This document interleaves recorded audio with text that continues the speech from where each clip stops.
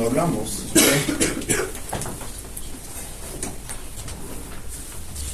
tipo de vivienda, ¿qué tipo de antecedentes estamos haciendo así? Estamos hablando de antecedentes personales y preguntamos el tipo de vivienda y que está relacionado a un tipo de personales. Ya, listo. Sí. Segunda pregunta.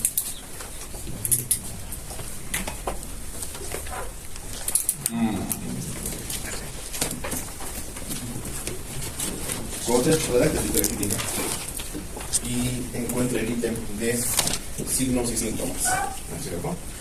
¿En qué orden va a colocar los signos? Más fácil, dos opciones. ¿Va a ser cronológico o va a ser de forma teorizada? Del más descompensante al menos descompensante.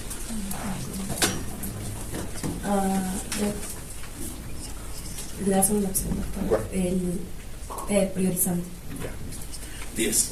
¿Cuál es la primera pregunta? ¿Qué pregunta? Lo que es ¿Qué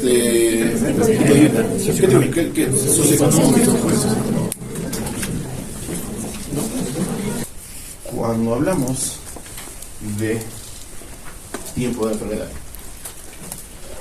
hacemos alusión a una patología previa relacionada al cuadro actual, o hablamos del cuadro actual netamente. Depende. ¿Qué depende? Depende de, por ejemplo, si es una enfermedad previa que está relacionada con Por eso, pues, la enfermedad que tiene ahora. El tiempo de enfermedad está relacionado a una enfermedad previa relacionada al cuadro actual o solamente al cuadro actual netamente. Relacionada al cuadro actual. Si está relacionado, sí. Ya está. 10. A ver, ¿qué más? Diferencia entre el lugar de residencia y el lugar de procedencia. Ya, el lugar de residencia es el lugar donde está actualmente la persona o dentro de los últimos 3 meses. Y el lugar de procedencia es, por así decirlo, el lugar de nacimiento o de donde ha venido antes de los 3 meses.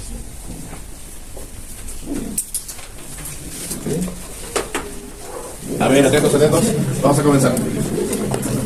Vamos a continuar con las exposiciones de las presentaciones del cardio, hablando de lo que es el examen físico cardiovascular.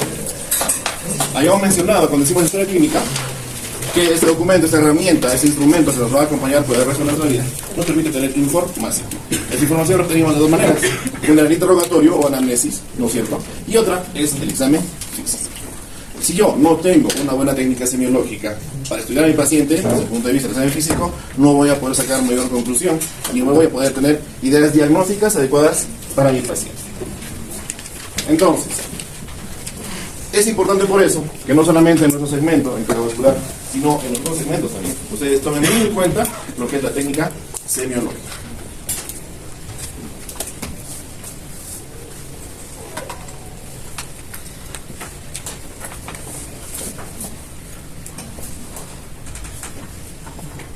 Como estamos hablando del segmento de cardiovascular, debemos tomar en cuenta que el componente del examen físico va a ser dividido en dos: el examen físico cardíaco netamente y el examen físico vascular. Del examen físico vascular, lo más importante, lo más saltante, lo que más nos va a dar información, ojo, desde el punto de vista del examen físico, es el pulso arterial. Son distintos los lugares en los cuales yo puedo evaluar el pulso arterial. Pero, ¿qué es lo que debo tomar en cuenta cuando yo evalúo este pulso? Sea en la ubicación que sea, que son los que ustedes están viendo acá en la pantalla, es que tengo que hacerlo de forma bilateral. Yo no me puedo quedar con la evaluación que haga de un pulso, por ejemplo, radial, del lado derecho, sin tomar en cuenta cómo está el pulso radial en el lado izquierdo. ¿Por qué? Porque pueden haber diferencias. Puede haber diferencia en cuanto a la frecuencia del pulso. Puede haber diferencia en cuanto a la intensidad del pulso, en cuanto a la duración del pulso, etcétera, etcétera, etcétera. Tomar en cuenta todas las ubicaciones en las cuales nosotros podemos estudiar el pulso arterial.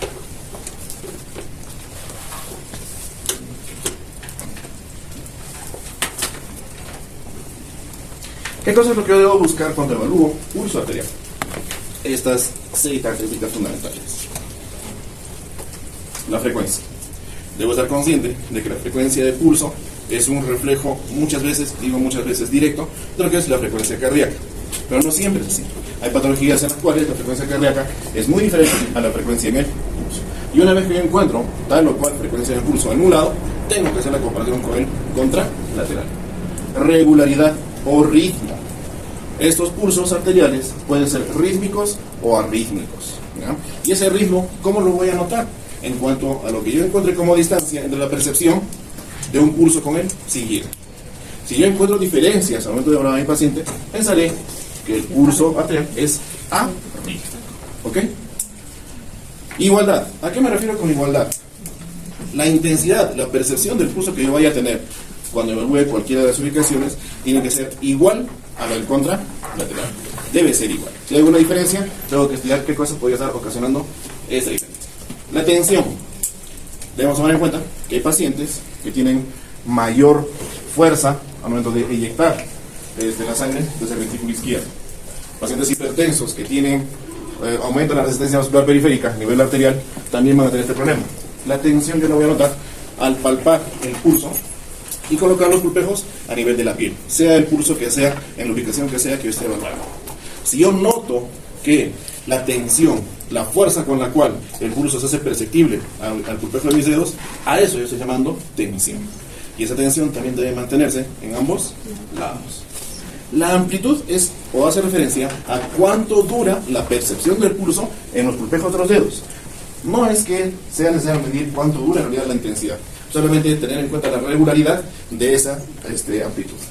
Y la simetría, obviamente, características que ya encuentre en un lado, evaluando cualquier pulso, debo encontrarlas también en el otro lado.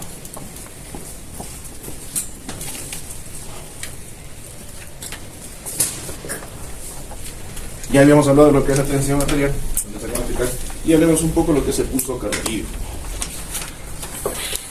De todos los pulsos que ustedes han podido ver en la lámina, en las diferentes ubicaciones, el pulso carotídeo es uno de los más importantes a ser evaluado, porque ese pulso carotídeo nos permite determinar si hay un adecuado flujo de sangre hacia el cerebro. Si nosotros tenemos pulsos carotídeos que sean débiles o pulsos carotídeos que sean imperceptibles, debemos sospechar que el volumen circulante en el paciente está muy comprometido, está muy disminuido. Y eso significa, entre muchas otras complicaciones, isquemia cerebral. Significa que el paciente tiene muy pocos minutos para entrar a un fallo cerebral irreversible. Y lo peor, sí, o sea, total. Cuando nosotros hablamos de disminución en el flujo sanguíneo, ese flujo sanguíneo no respeta regiones, no respeta zonas, no está a expensa de la arteria cerebral media o de la basilar, no, agarra todo. Y el problema neurológico isquémico es generalizado. Por eso es importante tomar en cuenta el pulso claro.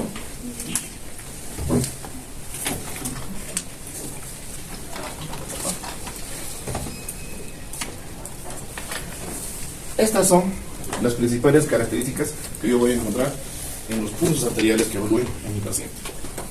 Siempre tomando en cuenta que en el eje de las X tenemos tiempo y en el eje de las Y tenemos amplitud. ¿Ok?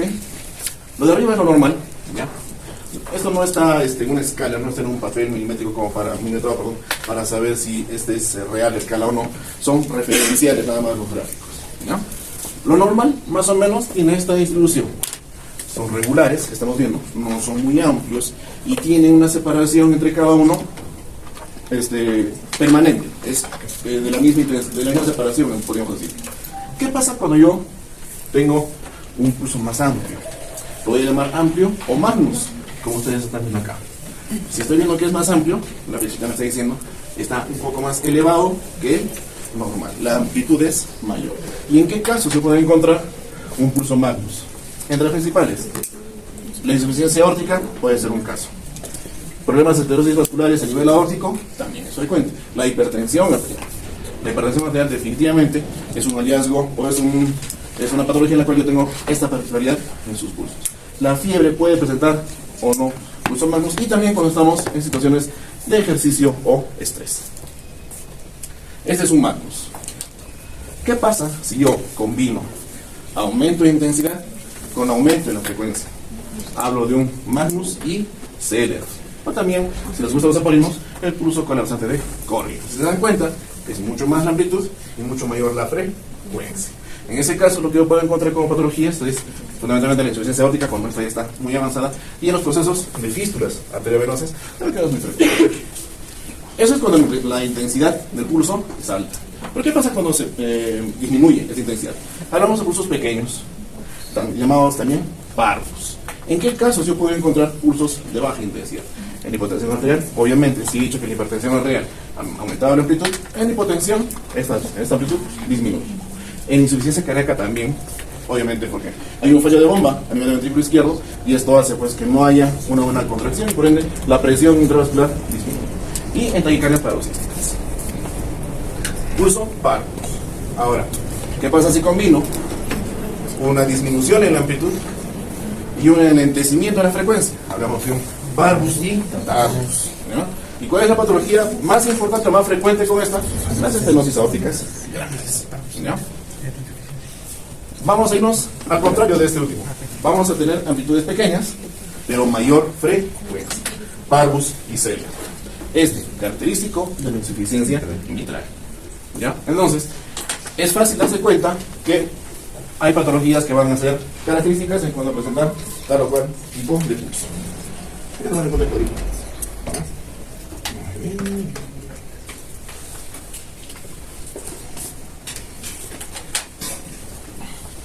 El pulso venoso va a tener importancia más notable al momento de evaluar lo que son las venas yugulares y para cuando nosotros querramos medir la presión venosa central. Nosotros medimos la presión venosa central para determinar fehacientemente cuál es el grado de falla cardíaca que está presentando mi paciente. ¿Y por qué la falla cardíaca? Porque si nosotros tuviésemos en el paciente la función cardíaca conservada, sabríamos que la sangre llega a las aurículas por las cavas, ¿no es cierto? Las cavas permiten la llegada de la sangre a la aurícula del lado derecho. Si hubiese una buena contracción, esa sangre pasa al ventrículo derecho sin permitir que haya un retorno, ¿no es cierto? Cuando yo tengo una cardiomiopatía dilatada, por ejemplo, a nivel de la aurícula derecha, el volumen que contiene o que llega a la aurícula derecha retorna, ¿ya? Y una forma de retorno se manifiesta hacia la vena yugular. Entonces, cuando yo determino la que hay al momento de examinar al paciente, retorno o ingurgitación yugular, tengo en manos un signo clínico de insuficiencia cardíaca. Si yo quiero ampliar algo más los estudios, lo que hago es medir la presión venosa central. Se toma en cuenta con el paciente en la cabecera en 45 grados, como están viendo acá. Le pongo una regla a nivel de la articulación acromiosternal, ¿ya? Que es el nivel normal. La regla está en 0 acá, ¿ya? Y normalmente no se debería ver cuál es el retorno, porque sí hay pequeño retorno, pero es fisiológico, hasta menos o por debajo de 5 centímetros. Cuando yo tengo una elevación mayor o igual a 3, ya se hace evidente el retorno de la sangre. Ahí ya estoy hablando de una patología relacionada a lo que es aurícula derecha, con manifestación de la ingurgitación yugular. ¿Ok?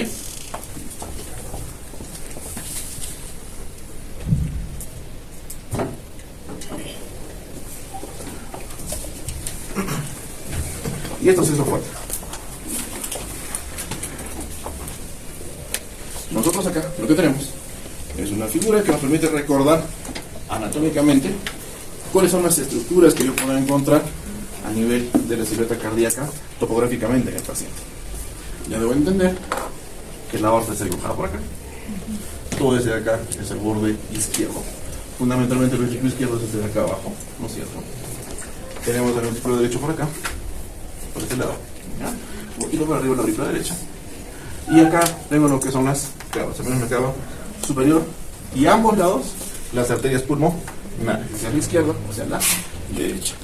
Esta es la ubicación anatómica que yo debo buscar al momento de evaluar a mi paciente. Y esta imagen también me permite entender cuál es la disposición radiológica que tienen los órganos cuando yo estudie una radiografía de tórax. Entonces, tomando en cuenta ese recuerdo anatómico con sus reparos, debemos entender que nuestro examen físico se va a regir por los pasos que todo examen semológico tiene, que es una inspección, palpación, percusión y auscultación. Lo habíamos mencionado en la anterior clase, ¿no es cierto? No se altera el examen físico cardiovascular, no altera, mejor dicho, el examen físico cardiovascular, el orden de estos pasos. Entonces, cuando yo inspecciono al paciente, lo único que hago es ver cómo está el precoz, todo lo que es el precoz. ¿Y qué cosa es lo que puedo ver a simple vista? Puedo ver la textura de la piel, puedo ver cambios de coloración en la piel, puedo ver movimientos en tórax que no sean normales, habiendo visto otros pacientes obviamente. Puedo haber alteraciones entre mi tórax y el otro, ¿no? Puedo ver movimientos respiratorios anormales. Son varios datos que yo puedo tener solamente observando al paciente. En casos extremos, ¿qué cosa es lo patológico más atento que yo podría ver? Si el tórax no está catalogado como inestable, ¿es tórax estable? ¿Quiere pasar sobre esto? No pasa, espérate. Chicos, si ha pasado la hora de los horarios y llegan un poco tarde y quieren entrar, entran, no hay ningún problema. ¿Ya? Solamente 15 minutos. ¿Ok? Entonces, ¿qué es lo que yo puedo evidenciar o que puedo observar que sea patológico y que me tiene que llamar definitivamente atención? El golpeteo o el pateo del ventrículo izquierdo de la punta del corazón. Si yo evalúo eso, ya tengo que parar las orejas. ¿Ya? Eso es un tórax que sea estable. ¿Qué cosa es un tórax estable? Es que vamos a un poco de tierra. Un tórax estable es aquel tórax que no está comprometido con patología traumatológica. Por ejemplo, un accidente de tránsito, o una agresión física, una caída, qué sé yo. Cuando lo cataloga el tórax como inestable es porque hay múltiples fracturas de repente, ya sea en un solo tórax o en ambos, y altera toda la estructura o toda la anatomía cuando se hacen los movimientos respiratorios. Puede que un tórax se eleve mucho más que otro al momento de tomar aire o exhalar. Puede que ambos sean simétricos, pero con cambios de coloración en la piel, equimosis, etcétera, etcétera. Entonces, eso me hace pensar que a través de esquines, tal vez es otro tipo de manejo. Cuando el paciente no tiene ningún tipo de presente traumatológico en tórax, puedo ver eso como alteración fundamental, algo que me debe llamar la atención. El siguiente paso es la palpación. ¿Qué cosa es lo que yo busco al palpar al paciente? Primero, lo que yo tengo que ver es, cuando yo palpo al paciente, lo primero que percibo es la temperatura de la piel. ¿Por qué es importante la temperatura en el examen cardiovascular? Es importante porque si yo termino que la piel está muy caliente, ya puedo inducir que el paciente está en un cuadro febril y puedo esperar que la frecuencia cardíaca esté incrementada. ¿Ya? Cuando yo hago las maniobras de palpación, tengo que agarrar, como se está viendo en la figura, el precordio con la mano hábil, con la mano derecha, que es la evaluante, poniendo el pulgar sobre el esternón. Con eso yo evalúo pared derecha y base del corazón. ¿Qué es lo importante para esto? Cuando yo evalúo eso, estoy evaluando todo lo que son cámaras derechas, principalmente cámaras derechas, ¿ya? Y algo punta el corazón con el término de los dedos. Esta es otra forma también de evaluar. Pero no puedo evaluar bien cámaras izquierdas.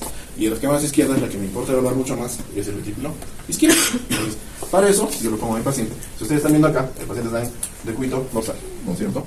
Lo pongo en el decúbito lateral del lado izquierdo y lo pongo en esta posición al paciente. Y ahí me oriento un poco más al palpar lo que es la punta del corazón.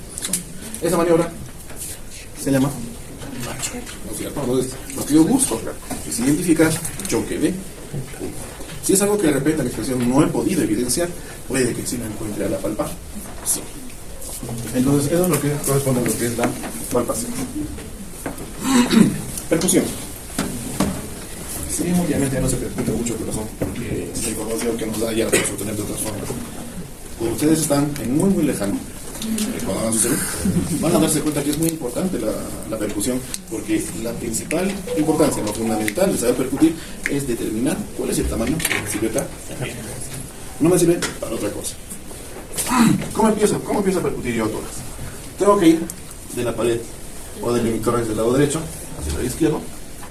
Tengo que ir por debajo de la clavícula hacia abajo y más o menos por debajo de la punta del corazón hacia arriba. Entonces, yo percuto en ese sentido y voy determinando más o menos cuál es el cambio en la sonoridad. Esto no se va a hacer a las 11 de la mañana, tiene que practicarse. La forma en la cual estamos todos aprendiendo a percutir es poniendo el dedo de la mano hábil. ¿Cómo hacemos ahí estos tiempos? Primero pon la mano sobre el paciente y percuten así. Así es. Eso es lo normal, es lo que se hace en cualquier otro sistema. Para lo que es silueta cardíaca, se pone el dedo examinador en puntita, así, y se percute sobre eso. ¿Ya? Así. Entonces, la sonoridad no es tan difusa como conocen ustedes cuando he conmigo, sino se enfoca en un punto. ¿Ya? Al enfocarse en un solo punto, lo que hago yo es tener una sonoridad más intensa y más fácilmente perceptible, distinguible entre dos densidades, porque tengo que darme cuenta de que si voy a empezar percutiendo el hemitórax derecho, voy a percutir parrilla costal y voy a percutir parénquima pulmonar, hasta el momento de llegar Y obviamente el pulmón es un órgano que contiene bastante aire, hasta llegar a la percusión de un órgano que es más compacto, que es músculo y que tiene contenido líquido, que es el corazón. La diferencia en las tonalidades es fácilmente perceptible cuando se practica, ¿ya? Cuando yo noto el cambio en esa tonalidad, le dibujo un punto de referencia, ¿ya? Lo mismo hago cuando evalúo percutiendo de la región subclavia hacia abajo y de la punta del corazón hacia arriba. Esos puntos, cuando los uno con la circunferencia, me da más o menos una idea de cuál es el tamaño del corazón que tiene el paciente, ¿ya? Si esta silueta es un poco más grande o excede los límites, tengo que pensar que el paciente está haciendo una miocardiopatía dilatada. Ahora, el hecho de que yo encuentre una silueta cardíaca incrementada debe hacerme notar, debe hacerme buscar una relación entre ese hallazgo y la clínica con la que viene el paciente. Si el paciente viene edematizado, si el paciente viene con dificultad respiratoria, si el paciente viene con ingurgitación yugular, al examinarlo encuentra una silueta cardíaca incrementada en sus dimensiones, pues, es una insuficiencia cardíaca, ¿no? Es una miocardiopatía dilatada. Esa es la forma en la cual se hace la percusión.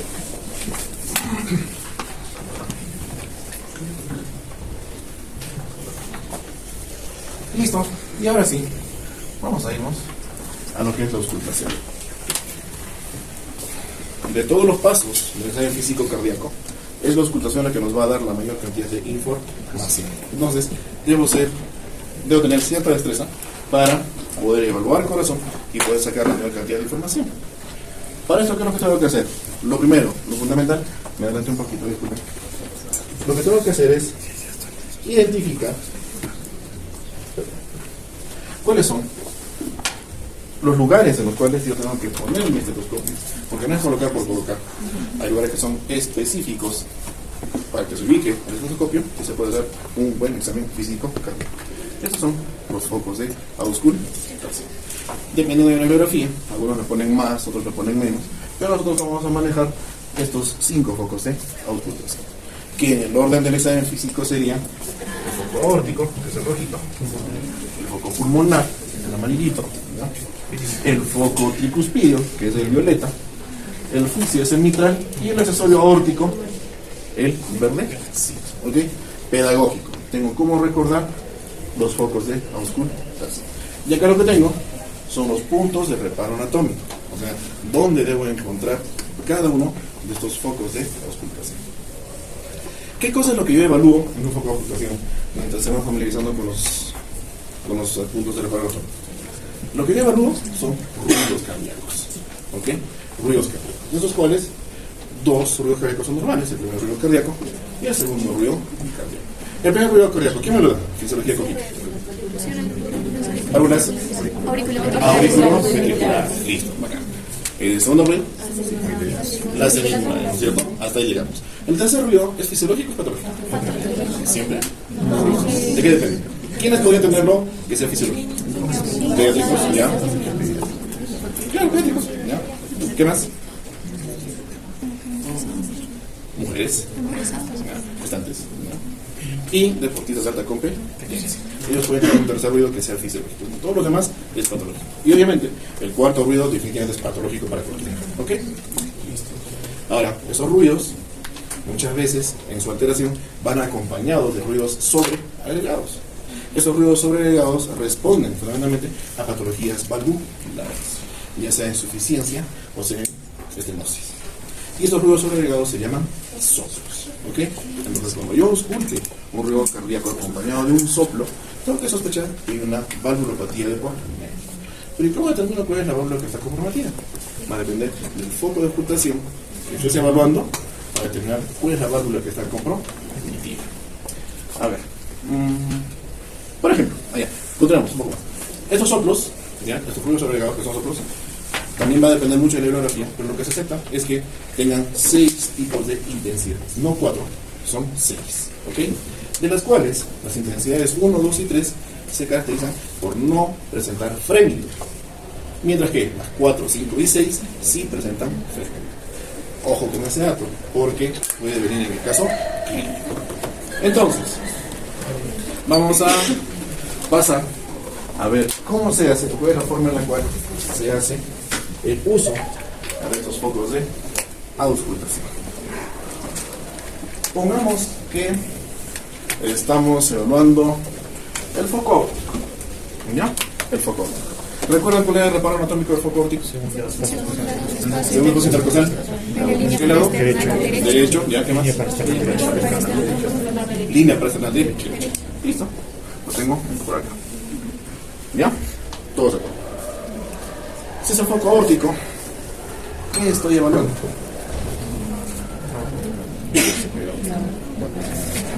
¿Estoy evaluando la arteria aorta o la válvula aórtica? La válvula aórtica. ¿Ok? ¿Qué es una válvula? Ustedes en anatomía han podido ver han disecado válvulas. En anatomía han hecho temas, ¿cierto?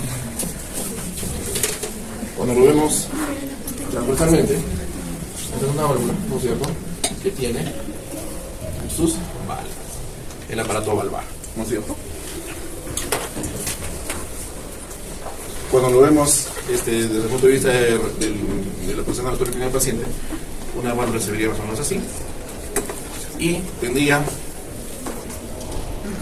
dos movimientos o dos momentos en los cuales se ubica o se posiciona esta válvula.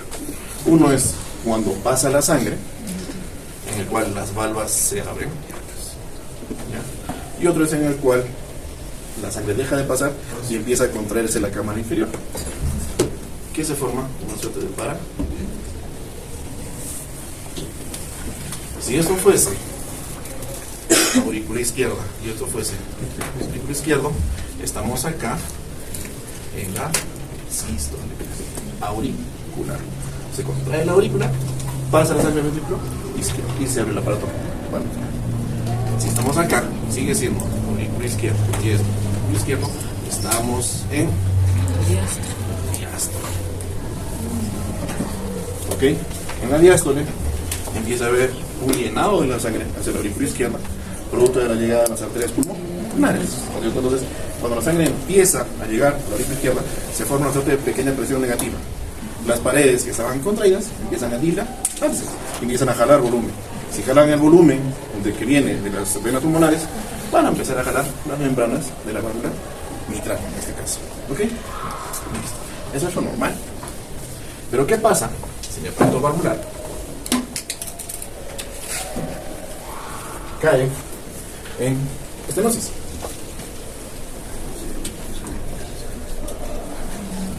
O cae en insuficiencia.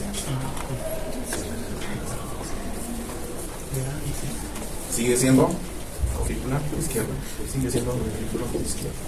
Esto sigue siendo sístole auricular. Y esto sigue siendo diástole auricular. ¿Qué estamos haciendo acá? Cuando se da la sístole a nivel auricular y se abre el aparato valvular, el área es casi la misma con respecto al área del anillo versus el área de apertura del aparato valvar. Normal. Pero en la estenosis no. En la estenosis hay una disminución del área de apertura del aparato valvular con respecto al área del anillo valvular. ¿Qué produce esto? Esto produce una suerte de turbulencia, produce una disminución en la capacidad de pase de la sangre de la aurícula al ventrículo. ¿Qué tiene que hacer acá el corazón? Hacer más fuerza a nivel auricular. Y si hace más fuerza, como cualquier músculo, va a empezar a agarrar espesor. Hablamos de la hipertrofia miocárdica. En el caso del corazón, el primer tipo de hipertrofia que se va a instalar es la hipertrofia concéntrica, o sea, de lo que esto es la aurícula izquierda, ejemplo nada más. Cuando empieza a hacer, o que empieza a querer vencer esta disminución de área, el grosor del músculo empieza a crecer hacia adentro. No se altera el tamaño de la cavidad, pero se pierde volumen para aceptar más sangre. Esa es la primera parte de la cardiopatía hipertrófica. La segunda parte, si esto no se trata, no recibe ningún tipo de tratamiento y continúa la historia de la enfermedad, empieza a haber un aumento del espesor de la pared, pero ya también hacia afuera. Ya la cavidad ectoscópicamente, imaginológicamente se hace más grande. Puede que el volumen intraluminal haya mejorado, pero ya la hipertrofia está considerando un agrandamiento de la cavidad. o de la, de la aurícula. Esto cuando estamos todavía en cardiomiopatía hipertrófica. Llega un momento en el cual el corazoncito tanto se ha esforzado, como les pasa a todos ustedes cuando van al gimnasio, se fatiga mucho y se tiene que relajar. En el caso del corazón, esa relajación empieza a ser irreversible.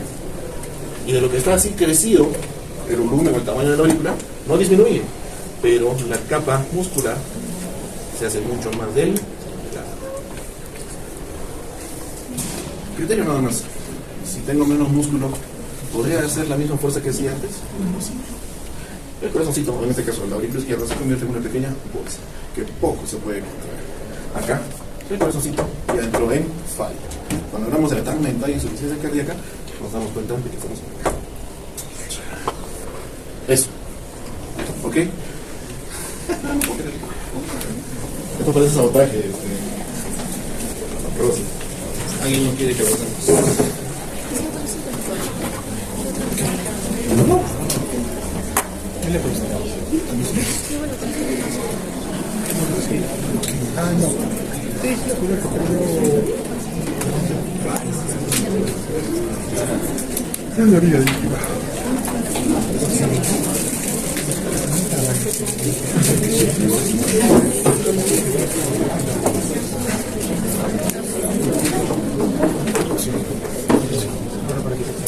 ¿Sí se entendió?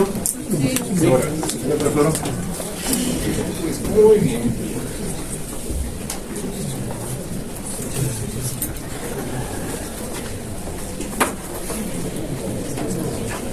Muy bien, entonces lo veremos más tarde.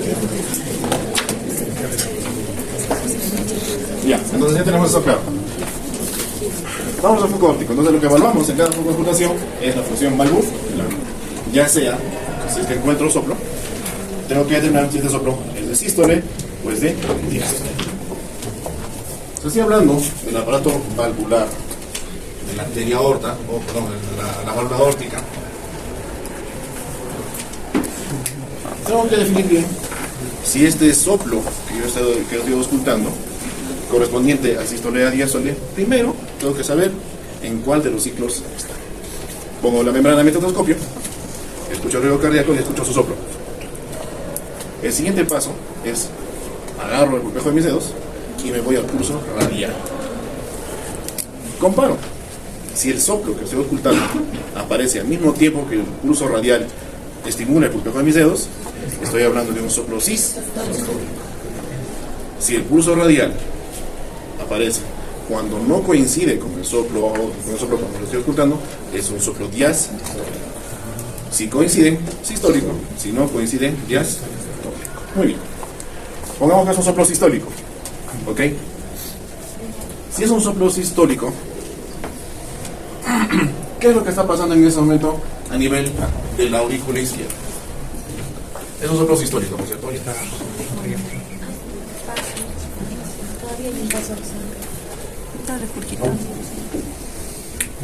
Si es un soplo sistólico, significa que se está generando una turbulencia. Normalmente el paso de sangre de la aurícula ventrículo, sea de derecho a izquierdo, no pasa con mucha turbulencia, porque es un tubo que permite el paso de la sangre y la. Pero cuando la luz por la cual va a pasar esa sangre presenta el soplo, significa que hay una turbulencia. El soplo es manifestación de una turbulencia. Si es histórico, significa que lo estoy encontrando justo en el pase de la sangre, de la aurícula izquierda al ventrículo izquierdo. Entonces lo que está ocurriendo es que está habiendo una disminución en la salida, en el área de salida de la sangre de la aurícula hacia el ventrículo. Y si esto es así, ¿frente a qué esto? ¿Insuficiencia o estenosis?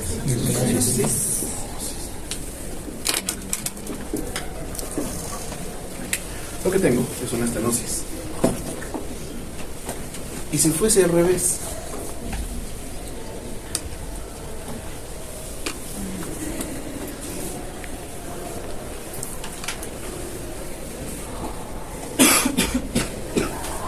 Pongamos que estoy ocultando y el soplo no coincide con el pulso real en el pulpejo de los dedos. Es el soplo de una insuficiencia. ¿Cómo determino insuficiencia? Siempre el estudio va a ser con respecto a la actividad muscular del ventrículo izquierdo. Cuando el ventrículo izquierdo se contrae, permite la salida de sangre por la arteria aorta, ¿no es cierto? Pero el soplo no se origina. Perdón, estamos hablando de la mitral. Eso. Acá está el anillo aórtico. ¿Ya? Y acá. Cuando se contrae el ventrículo izquierdo, pasa la sangre del ventrículo hacia la arteria aorta. Y pasa normal, porque no hay ningún problema. Hemos dicho que no coincide el soplo con el pulso radial. El problema es cuando se termina de contraer el ventrículo izquierdo y empieza a recibir sangre de la aurícula izquierda. ¿Qué les acabo de decir hace un momento? Cuando se termina la contracción, empieza la relajación. Y cuando empieza la relajación, se da una suerte de pequeña presión negativa. El ventrículo, al momento de empezar a relajar sus paredes, empieza a jalar volumen también, que llega de la aurícula izquierda y que retorna de la aorta, porque su anillo valvular es incompetente. Entonces el volumen retorna también. El ventrículo izquierdo recibe sangre de la aurícula izquierda y el remanente de la aorta. Ese paso de sangre remanente de la aorta hacia el ventrículo es lo que está condicionando ese soplo.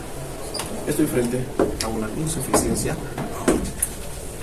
Es la misma situación para cada uno de los focos de auscultación.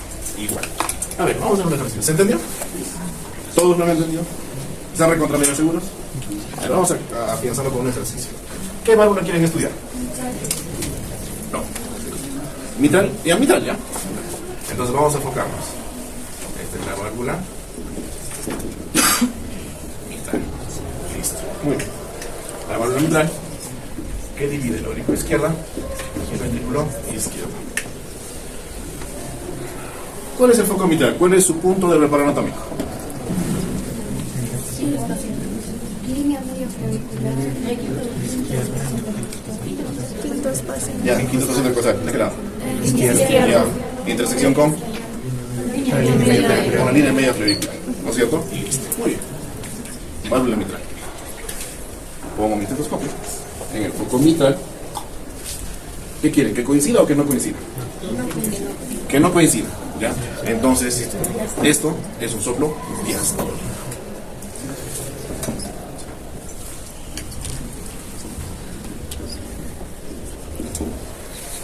Listo. Es un soplo diastólico. Estamos viendo nosotros que estamos estudiando la válvula mitral. ¿Qué pasa? Cuando nosotros hablamos de un soplo diastólico a nivel de la válvula mitral, significa que no está coincidiendo con la contracción. ¿Pero con la contracción de quién? ¿De la aurícula o del ventrículo?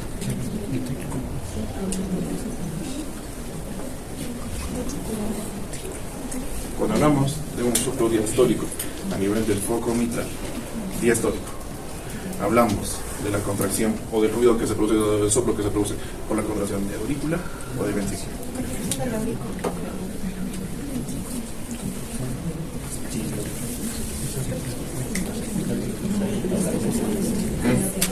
Que sea de la aurícula.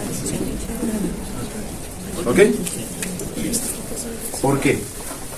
Si estamos viendo que es un soplo diastólico, significa que se está produciendo cuando alguno se relaja.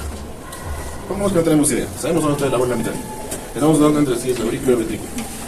¿Ya? El soplo se está produciendo cuando alguno se relaja. Muy bien. ¿Qué pasaría si la relajación se da en el ventrículo izquierdo? Si la relajación se da en el ventrículo izquierdo, significaría que el volumen estaría pasando de la aurícula izquierda a ventrículo izquierdo. Si eso ocurre, significaría que el aparato valvular está alterado de esta forma. Eso coincide con la contracción del ventrículo izquierdo, no, coincide con la dilatación, con la relajación, ¿no es cierto? Acá ocurre algo diferente que en soplo o que en foco aórtico, foco pulmonar. El orden sanguíneo. Siempre vamos a estudiar nosotros el ventrículo izquierdo. Siempre, siempre, siempre. Para la patología mitral también. Cuando nosotros hablamos de un soplo diastólico, hablamos de la diástole del ventrículo izquierdo. No está foco mitral, todo. Si el foco es. Ya, esto. Revisen el punto 3. Hagan el seguimiento con lo que estamos explicando acá. Estamos estudiando un soplo diastólico en foco mitral. Si tomamos en cuenta la función del ventrículo izquierdo, cuando hace diástole el ventrículo izquierdo, jala volumen de la aurícula izquierda. ¿no es cierto? Jala volumen. Ese volumen es el que produce el ruido cardíaco. Significa que el aparato valvar, al momento de la diástole del ventrículo izquierdo, se encuentra alto. Entonces, si yo escucho un soplo diastólico en foco mitral, significa que estoy frente a una estenosis. ¿Es una estenosis? Sí, es una estenosis. ¿Ok? Entonces, ¿se dan cuenta la diferencia en la lógica entre lo que son los focos aórtico y pulmonar versus mitral y tricuspidio? ¿Ha quedado claro o no ha quedado claro? ¿O están más confundidos? Más confundidos. A ver, ¿qué otra válvula quieren explicar? ¿O qué otro foco? El pulmonar, ¿ya? Listo. Foco. Entonces, cuando hablamos del foco pulmonar, hablamos de la arteria pulmón, perdón, de la válvula pulmonar. Y esto está a la derecha. ¿No? Derecho. Muy bien. Foco pulmonar. Tomando en cuenta que siempre se estudia la función del ventrículo. Listo, auscultamos, encontramos el foco pulmonar, encontramos nuestros ritmos cardíacos y encontramos un soplo. ¿Qué quieren que sea? ¿Es sistólico o diastólico? Sistólico. Significa que el soplo va a coincidir con la contracción del ventrículo derecho. Si este ventrículo derecho se contrae, lo normal es que el flujo sanguíneo vaya hacia la arteria pulmonar y nada más. Pero eso es lo normal. ¿A dónde se iría patológicamente? Si lo normal es la arteria pulmonar.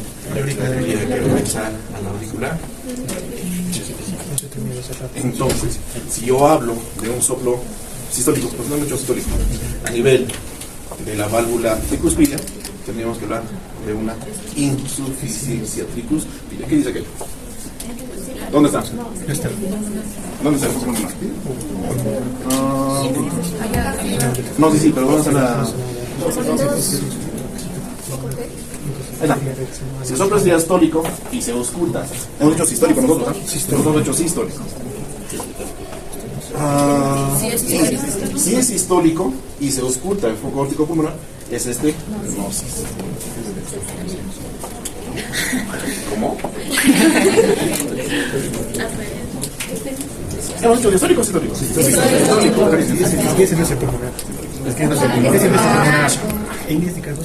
No, pues el pulmonar está debajo del ventrículo derecho, porque está acá. Y eso es el que se va hacia. Sí. Coincide, ¿no es cierto? Ya. Pongamos, el ventrículo derecho se contrae. Y como es sistólico, se va a encontrar acá con la estenosis de la válvula pulmonar. ¿Se ha entendido? ¿Están seguros? Una vez más. 5 veces más. Ojalá que no se apague la pantalla. Ya, ¿qué quieren hacer? Vámonos, ¿cuándo hemos estudiado? ¿El tricuspidio, creo? Sí, tricuspidio y órtico. El órtico nuevamente. Ya. Aurícula izquierda, ventrículo izquierdo y ahora. Listo. Hemos determinado que, ¿qué cosa quieren que sea? ¿Un soplo sistólico o diastólico? Sistólico. Ya está. Entonces, es sistólico. Ya, no importa. Ahí tengo que ver. Eso es soplo sistólico. El ventrículo izquierdo se contrae, ¿no es cierto? Si el ventrículo izquierdo se contrae, la única forma en la cual la sangre tiene que salir es el anillo aórtico, ¿no es cierto? Y si coincide con la contracción, el anillo aórtico es el que presenta la patología. Por ende, el aparato valvular en el anillo aórtico está más disminuido. Es una sí coincidía. Sí. ¿Está claro? ¿Sí? Diáfano.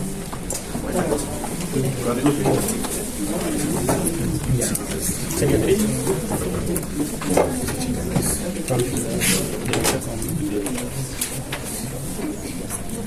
Sería derecho. Muy bien. Entonces, tenemos acá el aparato valvular.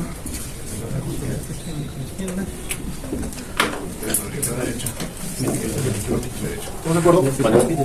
Muy bien. Entonces, sistólico o diastólico. Diastólico. Ya está. Entonces, vamos a estudiar la función del ventrículo siempre.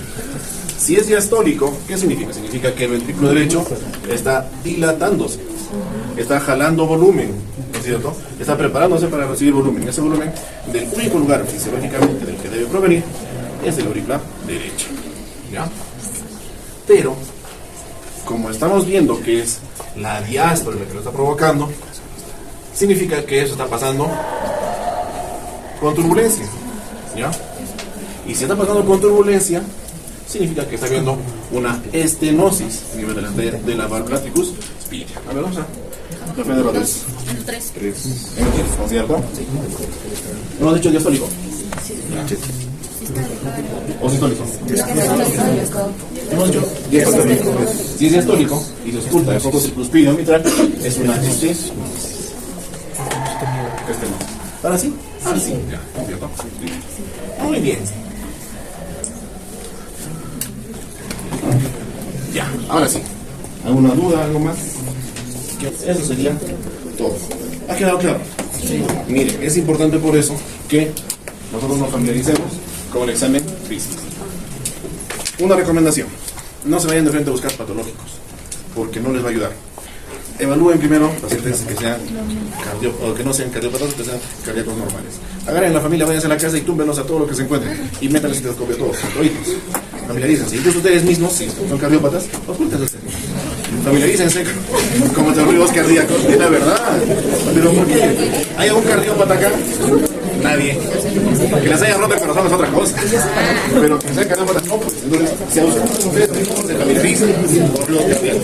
Una vez que tengan, a ver, chicos, una vez que tengan ya la práctica y tengan el conocimiento de cómo se escucha un ruido cardíaco normal, ahí recién pueden irse a lo patológico y se van a dar cuenta. Si yo estoy familiarizado bastante con lo normal, lo patológico me va a gritar cuando lo encuentre. Revísenlo. Esto en el masilla está bien detallado. ¿Ya? Esto es una pepa nada más. Entonces, tomen en cuenta y de esto vamos a evaluar a la siguiente clase. Ok. Si no hay más preguntas, si no hay dudas, eso es todo, chicos. Gracias.